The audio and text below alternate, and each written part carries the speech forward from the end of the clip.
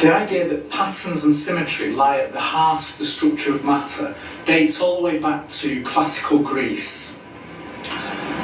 The philosopher Empedocles suggested that matter is formed of 4 elements: earth, air, fire and water.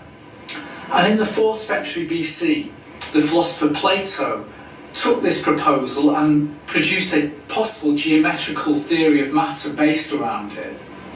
In his dialogue, the Timaeus, Plato proposes that each of the elements, earth, air, fire and water, has fundamental components that are in the shape of the regular polyhedra, and this is why the regular polyhedra are now known as the Platonic solids. In Plato's scheme, each of the elements was identified with tiny components in the shape of one of the regular polyhedra.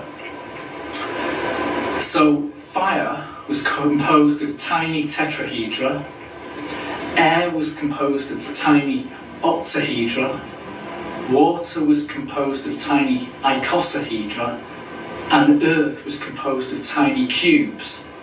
And the 5th regular polyhedron, the dodecahedron, Plato identified with the structure of the cosmos as a whole.